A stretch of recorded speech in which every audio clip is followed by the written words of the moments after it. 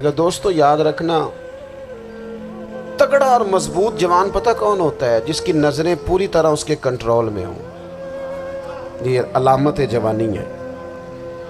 جس آدمی کا پوری طرح، دو لوگ دنیا میں کبھی کوئی کارنامہ سر انجام نہیں دے سکتے، ایک جو حرام کھاتا ہو، ایک جس کی نظر ناپاک ہو۔ محمد بن قاسم جب یہاں آئے تھے نا تو ایک دن بڑے پریشان تھے، تو ایک بزرگ کہنے لگے آپ کیوں پریشان ہیں؟ کہنے لگے راجہ دہر سے مقابلہ ہے اور ہماری فوج تو سندھ کے رستے بھی نہیں جانتی، زبان بھی نہیں جانتی، لڑیں گے کیسے؟ دو چار دن کے بعد ان بزرگوں کی دوبارہ محمد بن قاسم سے ملاقات ہوئی تو بڑے خوش تھے۔ کہا اب آپ کیوں خوش ہیں؟ کہنے لگے وہ میرا مقابلہ نہیں کر سکتا، میں نے تحقیق کر لی ہے۔ کہا کیوں؟ کہنے لگے نظر کا گندہ ہے، اور جو نظر کے گندے ہوتے ہیں وہ میدانوں میں ٹھہرا نہیں کرتے۔ میدان کے لیے نکلنے کے لیے پاک جوانی کی ضرورت ہوتی، تطہیر مزاج ہونا ضروری ہوتا ہے، پاکیزہ افکار اور سچی اور سچی ستھری سوچوں کا ہونا ضروری ہوتا ہے۔ اس لیے فرمایا کہ میرا مقابلہ نہیں کر سکتا۔ حضرت عبداللہ ابن حذافہ کمرے میں تھے تو وزیر کی بیٹی اندر سجی سنوری پہنچ گئی۔ جیسے ہی آپ نے اس کفر کی چال کو دیکھا تو تیمم کر کے نفل شروع کیے۔ وہ ساری رات بیٹھی رہی، رب کا بندہ ساری رات عبادت کرتا رہا۔ عبادت بڑا سہارا ہے، مصلی بڑا سہارا ہے اللہ کے بندوں۔ صبح دروازہ کھولا، وزیر نے اپنی بچی سے پوچھنا چاہتا تھا رزلٹ کیا نکلا، تو وہ کہنے لگی پیچھے ہٹ جا، اب تیرا میرا تعلق کوئی نہیں، میں نے نبی پاک کا کلمہ پڑھ لیا۔ اس نے کہا میں نے بھی زمانہ دیکھا ہے، پر یہ کیا لوگ ہیں، کستوری کے بنے ہوئے، سندل سے دھلے ہوئے، کہ میں ساری رات کمرے میں رہی اور 100 اور 1000 آدمی جس جوان کا مقابلہ نہ کر سکے، اتنا طاقتور جوان کمرے میں رہا اور اس نے نظر اٹھا کے نہ دیکھا۔ او کچا رنگ للاری والا جڑا چڑھدا تے لیندا رہندا ہے، اے عشق تیرے دا رنگ محمد چڑھیا پھر نہیں لیندا۔ میں کہا ایک دفعہ نظر اٹھا کے نہیں دیکھا، کمال ہو گئی۔ اتنے بڑے لوگ، اتنی بڑی سعادت مندی، فیروز بختی، معاملہ فہمی حد ہو گئی۔ اللہ اکبر۔ دوستو بادشاہ جب پوری طرح ہار گیا نا، اس نے کہا مار دو۔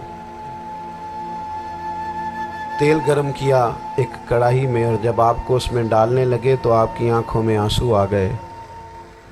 بادشاہ کا خیال ہوا شاید نرم ہو گئے ہیں، کہنے لگا روئے کیوں؟ فرمانے لگے سوچتا ہوں جان ہی ایک ہے، کتنا مزہ ہے اس کی راہ میں جان دینے کا، کتنی لذت ہے اس کے نام پر مرنے میں، کتنا لطف ہے۔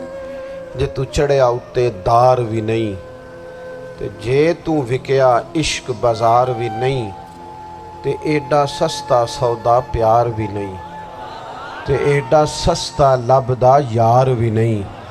کئی جنگل گانے پیندے نہیں، کئی دوزخ لنگنے پیندے نہیں، جے وہ اس ملوں بھی مل جاوے، ایدوں سستا ہور بپار بھی نہیں۔ تے کچھ سمجھ نہ آوے لوکاں نوں وہ کادے نال شہید کرے، ڈٹھی یار دے ہاتھ تلوار بھی نہیں، پر او دا خالی جاندہ وار بھی نہیں۔ کہنے لگے ایک جان ہے نا، تو دل کرتا ہے ہزاروں ہوتی تو ایک ایک کر کے محبوب کے نام پہ قربان کرتا، جب میرے پاس ہے ہی ایک، کروں کیا؟ حضرت عبداللہ ابن حذافہ رضی اللہ تعالیٰ عنہ جب روئے اور بادشاہ نے یہ بات سنی تو بادشاہ اٹھ کے کھڑا ہو گیا، سارے وزیروں مشیروں کو کہنے لگا تم نے کہا تھا نا بندہ ضائع کرنے والا نہیں، یہ بھی ضائع کرنے والا نہیں۔ کہنے لگا میرا ماتھا چومو، تم جیسے لوگوں کو قتل نہیں کرنا چاہیے، آزاد کرنا چاہیے۔ عزیز اپنی زندگی سے نا یہ بہت زیادہ ہرس، ہوس، طمع، اور یہ کسی بات کی بھی ہو، ہرس صرف پیسوں کی نہیں ہوتی، شہرت کی بھی ہوتی ہے، یہ بیماری انسان کو اقتدار کی بھی ہوتی ہے، تعریف کی بھی بیماری ہوتی ہے، یہ سارے نقص ہوتے ہیں لوگوں کو، اور معاذ اللہ بعض جبوں کبوں کے اندر بھی ہوتے ہیں، وہاں بھی پنپتے ہیں۔ اپنی زندگی جب تک اس سادگی میں نہیں لاؤ گے جو رسول پاک نے عطا فرمائی ہے، جب لوگ آسانیوں میں پوری طرح الجھ گئے تو پھر وہ دور ہوئے اور کفر چڑھ گیا۔ دوسری بات، اللہ کے محبوب صلی اللہ تعالی علیہ وسلم کی محبت ہم سے تقاضا کرتی ہے کہ ہم اس مشن کے لیے کام کریں جس مشن کے لیے رسول پاک نے کام فرمایا ہے۔ ہم سارے کام بڑی مضبوطی سے، سوچ سمجھ کے، تدبر سے، حکمت سے، تقاضوں کو مد نظر رکھتے ہوئے کرتے ہیں سارے کام۔ دین کے کام میں ہمارا مزاج نہیں ہوتا، او ہو جائے گا جی، آپ بسم اللہ پڑھیں جی، شروع کریں جی۔ آپ تقاضوں کو سمجھیں، چیزوں کو دبائیں نہیں، چیزوں پر غور کریں۔ کسی کے ذہن کی سطح پر سوال ابھرتا ہے، اس کا تسلی بخش جواب دیں۔ اپنی زندگی میں دین کے کام کے لیے اپنے آپ کو وقف کریں، اور دین کے کام کے بہت سارے پہلو ہیں۔ ہزاروں لوگوں کو قرآن پاک ٹھیک پڑھنا نہیں آتا، ہزارہا لوگ ہیں جو قرآن مجید کے مطالب سے آگاہ نہیں ہیں، دین کی بنیادی ضروریات سے لوگ نابلد ہیں۔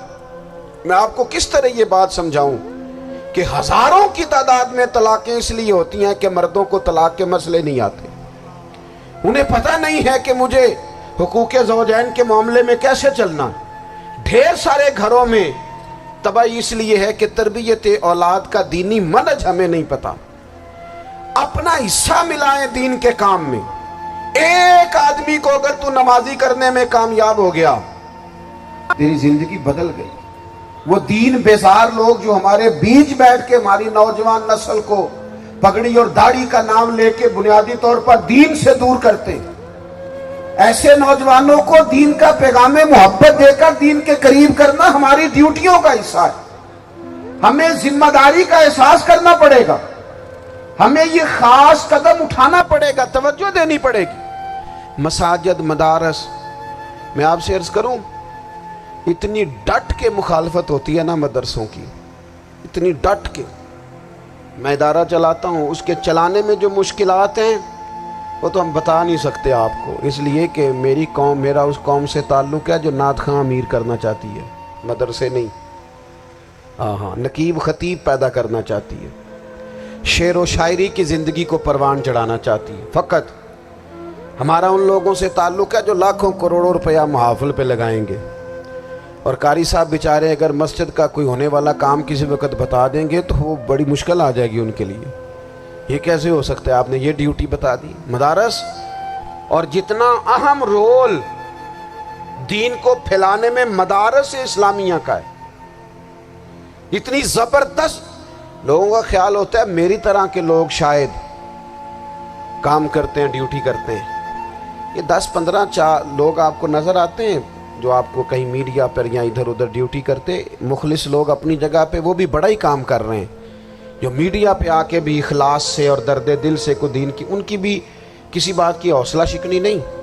لیکن ہزارہا اساتذہ جو مدارس میں بیٹھ کے پڑھاتے ہیں، جنہوں نے وہ سارے لوگ تیار، آپ سمجھ نہیں سکتے کتنا بڑا کام۔